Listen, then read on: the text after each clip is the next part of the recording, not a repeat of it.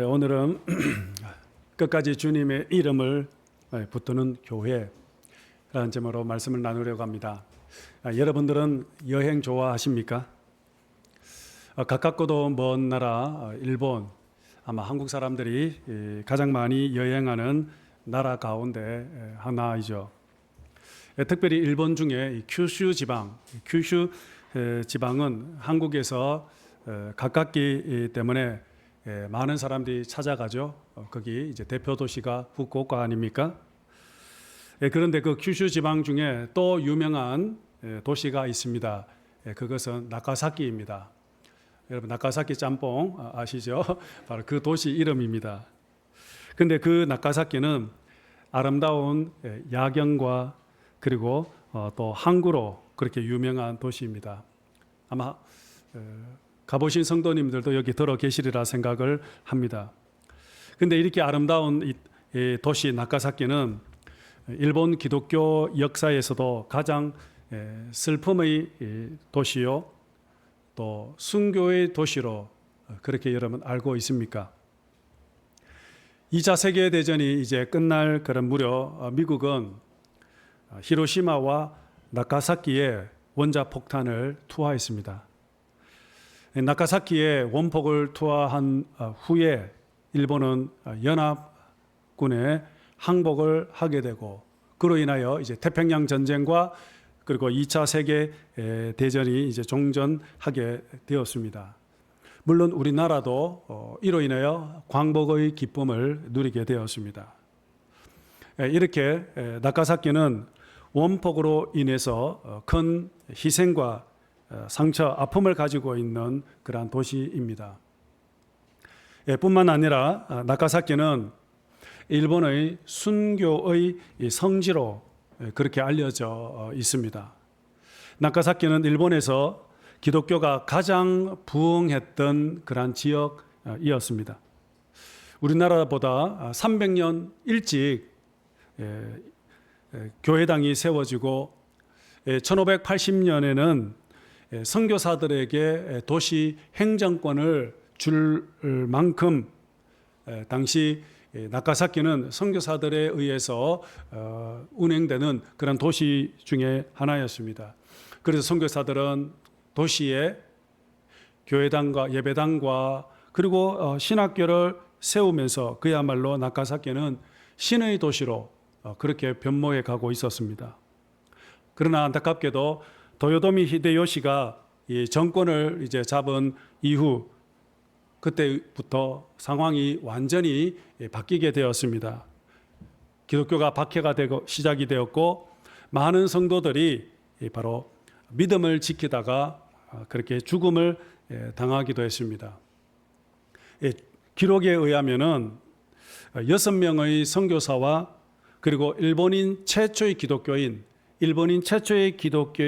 20명 등 그래서 26명이 나가사키에서 처형당하게 되었습니다.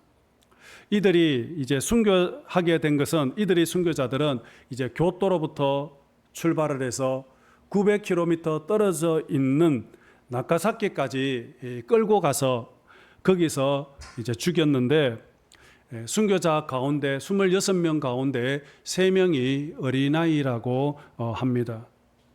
이들은 1월의 혹독한 그 추위에 온몸이 밧줄로 꽁꽁 묶인 상태에서 그 먼 길을 눈길을 걸어서 나가사키까지 갔다고 합니다. 그런데 기록에 의하면 그들이 그 먼 길을 걸어가면서도 그들의 입술에는 찬송 그리고 기도가 멈추지 않았다라고 합니다. 그렇게 그들은 끝까지 순교의 길을 걸어가게 되었다고 합니다.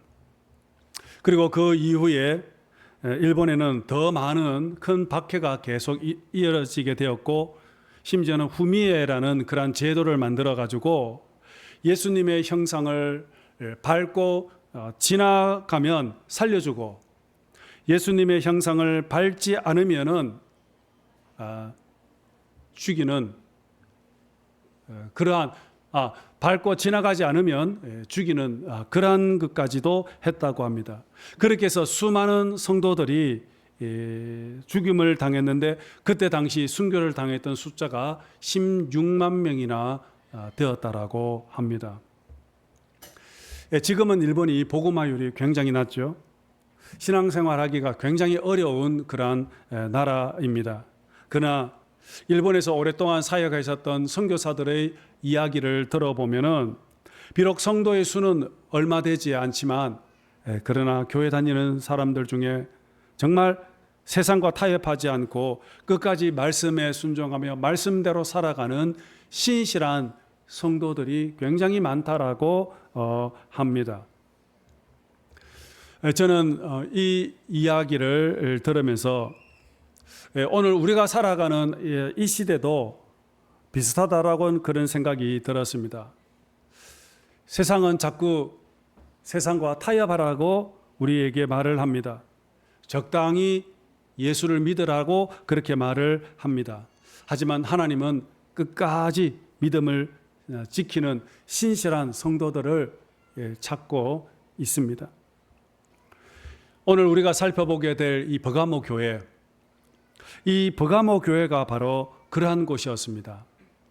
성경은 이 버가모를 가리켜서 사탄의 권좌가 있는 곳이라고 말합니다.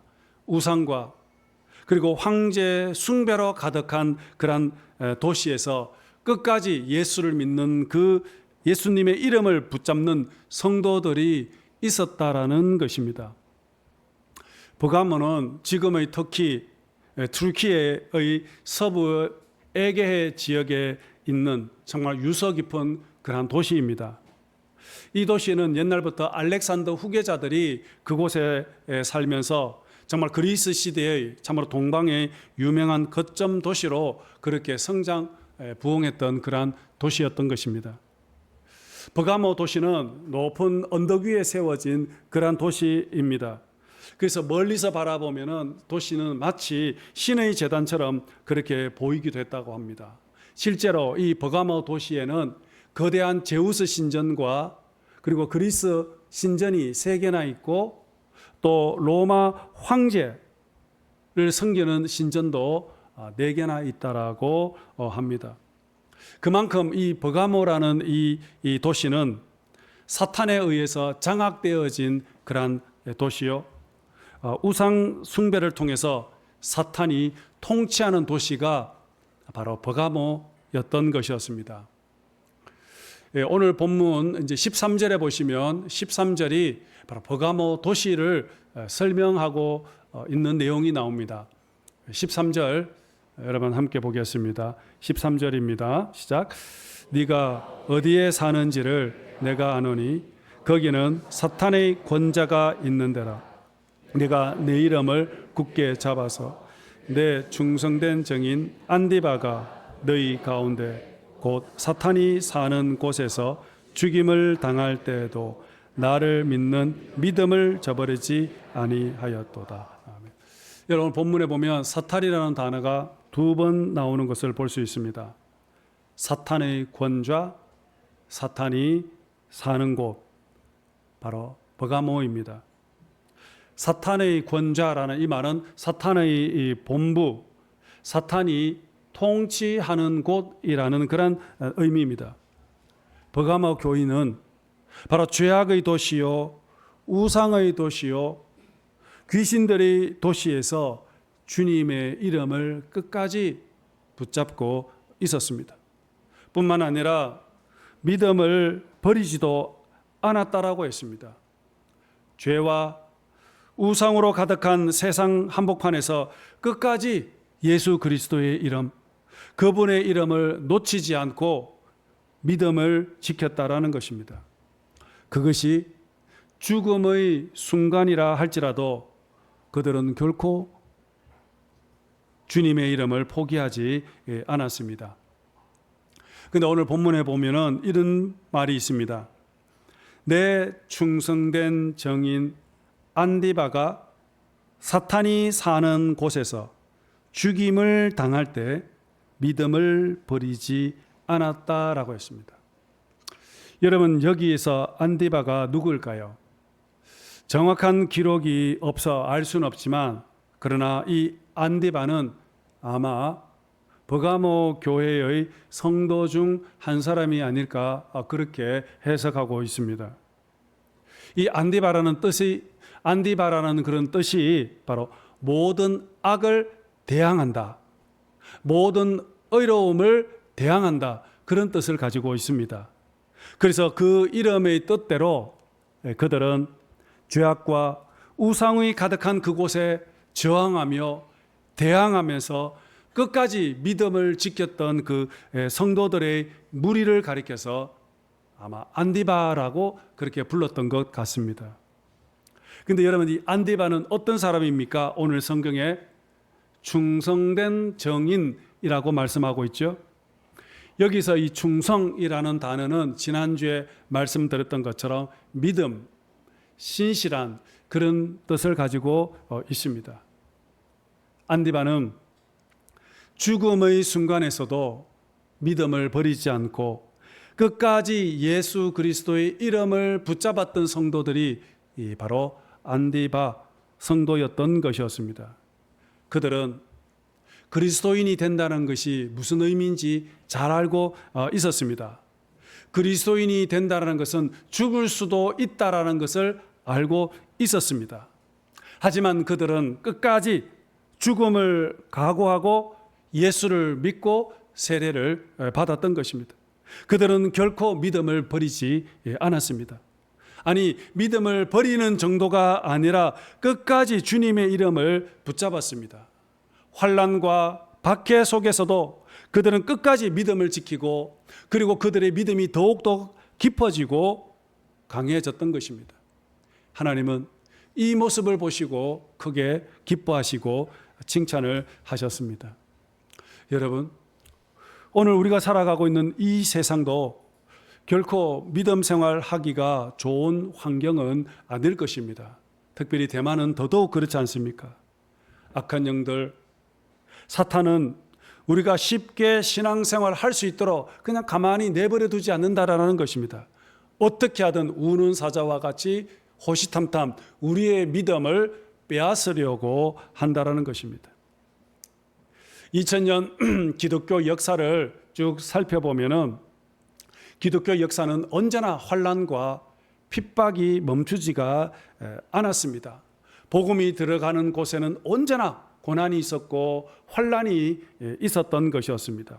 하지만 교회와 성도들은 그때마다 더욱 믿음이 불타올랐습니다. 심지어는 순교의 각오로 믿음을 지키고 신앙을 지키고 교회를 끝까지 지켰던 것이었습니다. 죽음을 두려워하지 않고 끝까지 예수 그리스도의 이름을 붙잡았습니다. 목숨을 걸고 진리를 지키고 입술과 삶을 통해서 그리스도에 대한 신앙을 고백을 하면서 그들이 살았던 것이었습니다. 이렇게 많은 믿음의 선조들, 신앙의 조상들이, 우리의 조상들이 있었기에 오늘 우리는 지금 이렇게 그들의 신앙의 유산을 받아서 은혜 가운데 계속 믿음의 생활을 우리가 영위할 수가 있는 것입니다.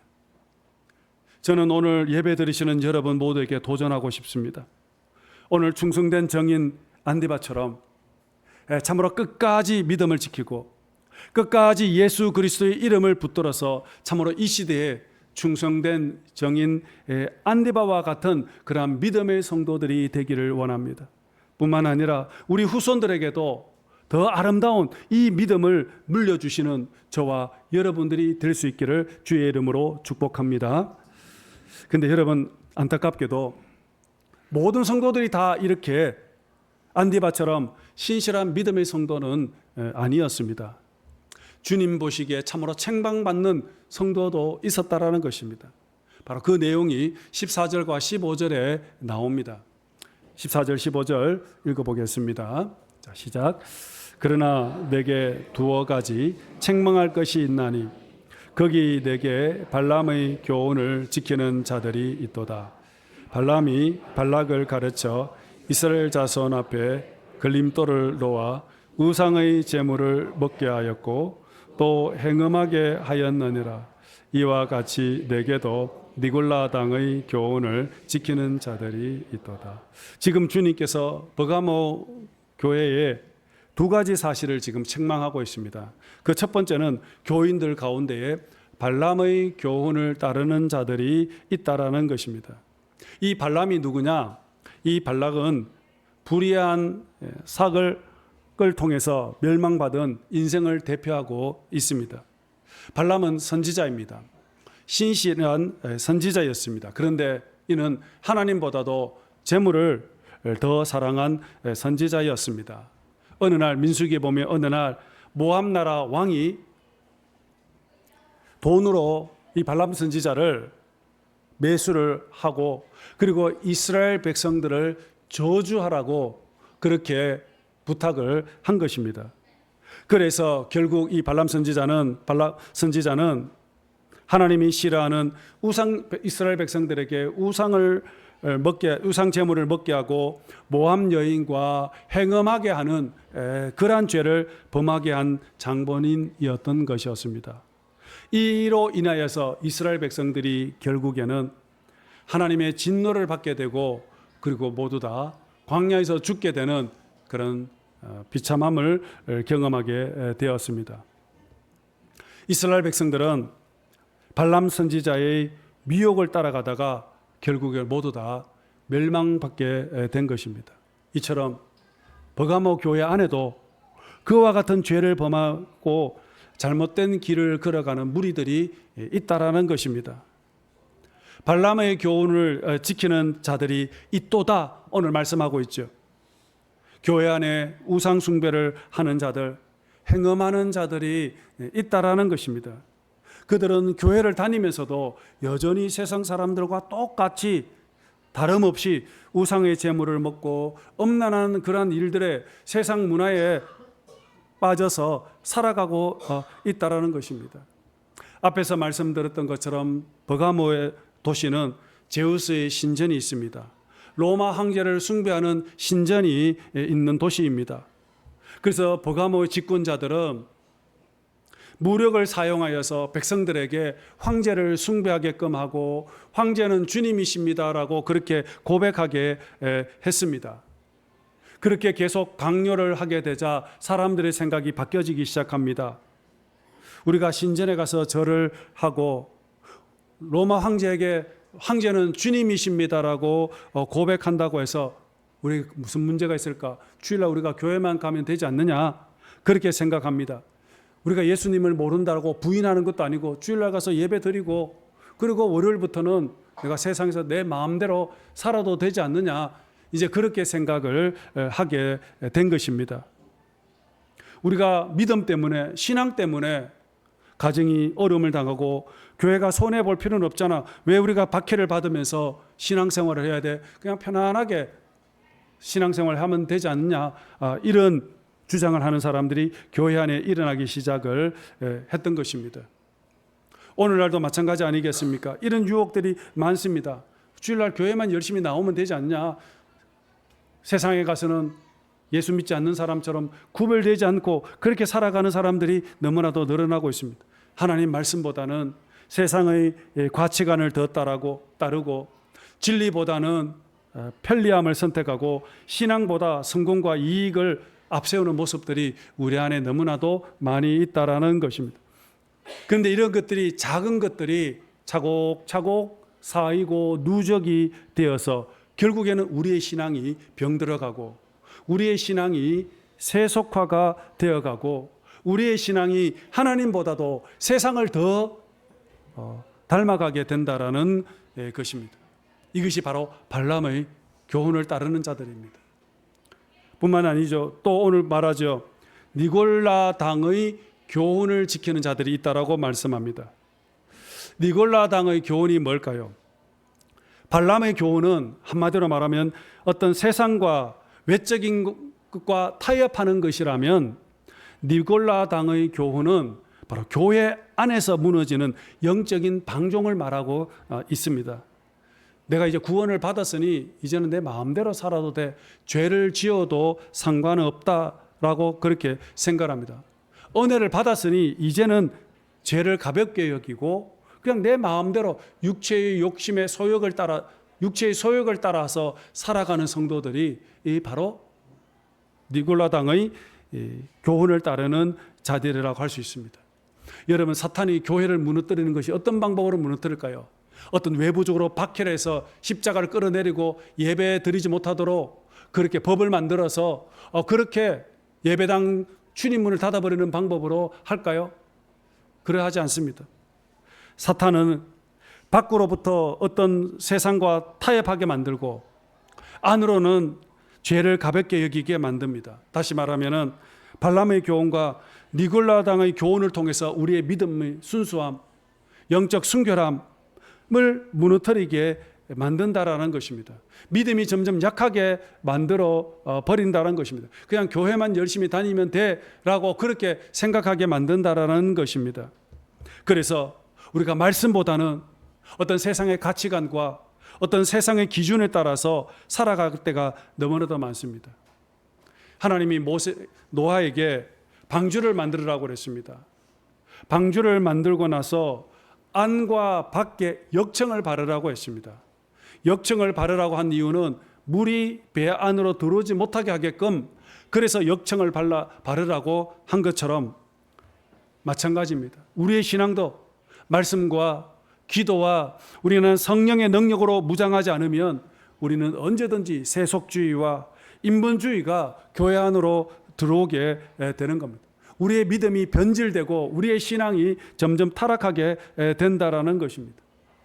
우리의 신앙은, 교회가 가장 큰 위협은 어떤 박해가 아니라 어떻게 보면 내 안에서 자라나게 되는 불신, 신앙의 순결함이 사라지게 되는 겁니다.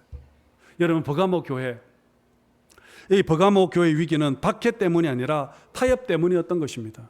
세상과 타협하는 것, 세속주의, 사탄의 권자에서 끝까지 안데바처럼 믿음의 순결을 지켰던 성도들이 있는가 하면은, 또 어떤 사람은 세상과 타협하면서 회색지대의 신앙인으로서 정말 구별되지 않는 성도로서 살아가는 사람들이 너무나도 많았던 것입니다. 그러면서 교회가 점점 영적인 능력을 잃어버리고 힘을 잃어버리고 교회가 내부 안에서 무너지게 되는 것입니다. 어쩌면 발람의 교훈, 니골라당의 교훈은 교회를 믿음과 거룩함을 무너뜨리는 바로 사탄의 전략이었던 것입니다. 그런데 여러분, 오늘 주님은 결코 버가모 교회를 포기하지 않았습니다. 이렇게 책망하는 이유는 버리시기 위함이 아니라 바로 그를 다시 살리기 위해서, 그래서 주님은 버가모 교회에게 강력하게 권면을 하고 있는 것입니다. 자, 오늘 본문 16절 말씀 보겠습니다. 16절입니다. 자, 시작. 그러므로 회개하라. 그리하지 아니하면 내가 내게 속히 가서 내 입의 검으로 그들과 싸우리라. 여러분, 주님이 내린 처방은 회개입니다. 회개하라는 것입니다. 회개는 뭡니까? 돌아서는 것을 말합니다. 주님은 세상에 물든 성도들에게 복음으로 다시 돌아오라 말씀합니다. 죄와 음란으로 기울어진 성도들에게 진리와 거룩함으로 다시 돌이키고 회개하라고 말씀을 하고 있습니다. 여러분, 교회가 다시 살아나는 것, 교회가 다시 회복하는 길은 오직 회개밖에 없습니다. 여러분, 회개가 무엇입니까? 회개는 끝까지 예수 그리스도의 이름을 붙잡는 것입니다. 충성된 정인 안데바처럼 끝까지 믿음으로 예수 그리스도의 이름을 붙잡는 것, 여러분, 이것이 바로 회개입니다. 뿐만 아니라 거룩함과 순결함을 회복하는 것, 이것이 바로 회개인 것입니다. 세상과 타협하게 만드는 세상의 아름다운 것, 달콤한 것, 발람의 교훈, 니골라당의 그 교훈에서 돌아서는 것입니다. 오직 주님을 바라보고 오직 말씀으로 길을 끝까지 걸어가는 것, 믿음의 순결과 거룩함을 다시 회복하는 것, 이것이 바로 회개인 것입니다. 오늘 본문에 보면 주님은 바로 이 회개하는 자에게, 끝까지 믿음으로 이기는 자, 믿음으로 승리하는 자에게 감추었던 만나를 주겠다고 말씀합니다. 만나가 무엇입니까? 여러분, 이 만나는 이스라엘 백성들이 광야에서 먹었던 음식입니다. 이 만나는 하나님께서 하늘에서 내려주신 음식이었던 것입니다. 생명의 양식이었던 것입니다. 사실 광야에서 만나가 없었더라면 이스라엘 백성들은 모두 다 광야에서 굶주려 죽었을 것입니다. 그런데 오늘 성경은 끝까지 믿음을 지키는 자, 믿음으로 이기는 자는 생명의 만나를 주겠다고 말씀합니다. 생명의 떡이신 바로 예수 그리스도를 주시겠다라는 것입니다. 즉 믿음으로 이기는 자는 영원한 생명을 그들에게 주겠다라고 약속을 하고 있습니다. 비록 세상에서 고립되고 굶주릴지라도 예수님은 우리에게 영원한 생명의 양식, 영원한 생명을 우리에게 주시겠다라는 그러한 약속이었던 것입니다. 뿐만 아니라 또 어떤 축복을 주십니까? 만나와 함께 우리에게 흰 돌을 주겠다라고 말씀하고 있죠.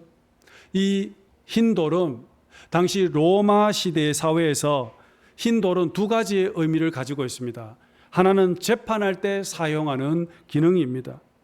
법정에서 이제 피고인에게 선고를 할 때 유죄, 무죄를 선고할 때 검은 돌을 던지면 유죄가 되고 흰 돌을 던지면 무죄가 되는 것입니다.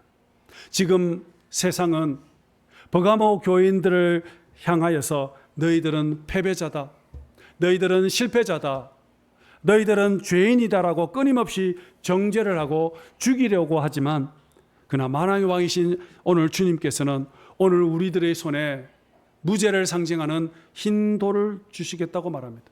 너희들은 참으로 의로운 자야, 너희들은 승리한 자야, 내가 너를 인정해, 너의 삶에는 아무 문제가 없어, 너희들은 참으로 잘 살고 있다라고 주님께서 인정을 해 주시는 겁니다. 그리고 두 번째, 이 흰 돌의 의미는 고대 사회의 초청장을 의미를 하고 있습니다. 최고급 초청장입니다. 하나님의 나라 천국 잔치에 초청받은 사람들, 당시 잔치가 베풀면 잔치에 초청받은 사람들은 흰 돌에다가 초청한 사람들의 이름을 그렇게 적었다라고 합니다.